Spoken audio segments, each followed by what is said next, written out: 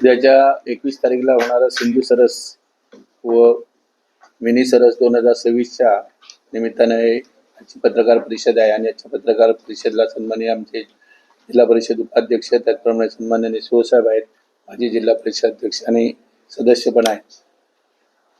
21 तारीखला 21 ते 25 अशी आमची जिल्हास्तरीय सिंधू सरस व मिनी सरस 2026 असा आपला उद्याचा कार्यक्रम 5 दिवसाचा आहे. आणि या कार्यक्रमाला उद्घाटक म्हणून सन्माननीय नारायणराव राणे साहेब, सन्माननीय खासदार साहेब, त्याचप्रमाणे नितेशजी राणे साहेब, माननीय पालकमंत्री येणार आहेत. त्याचप्रमाणे विशेष सर्व उपस्थितीत आमचे असलेले स्थानिक आमदार निलेशजी राणे साहेब असतील, दीपकभाई केसरकर आणि इतर सर्व सन्माननीय आमदार यांना सन्मानाने त्यांना निमंत्रित केलेलं आहे.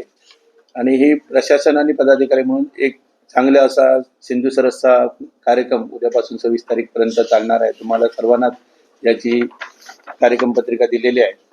मी सर्व जनतेला आवाहन करतो, सिंधुदुर्ग जिल्ह्यातील या बचत गटांना आवाहन करतो की या सिंधू सरसच्या कार्यक्रमाला 5 दिवस चालणारा हा महोत्सव आहे.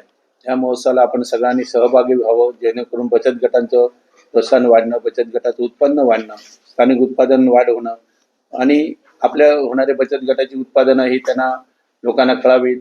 आणि जनतेला पण हा एक लोकोत्सव असल्यासारखा आहे किंवा सोहळा आहे, त्याच्यात आपण सहभागी व्हावं.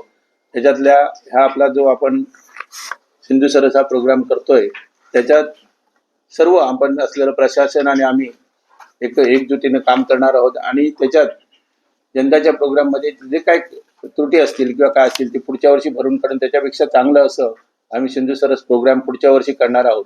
याच्यापूर्वी पण सिंधू सरस किंवा इतर जे प्रोग्राम झाले त्याच्यातनं आपल्याला आलेला अनुभव आणि त्या अनुभवाच्या बोलात आपण नवीन काहीतरी इथं प्रोजेक्ट ठेवलेले आहेत, यशोगाथा ठेवलेल्या आहेत.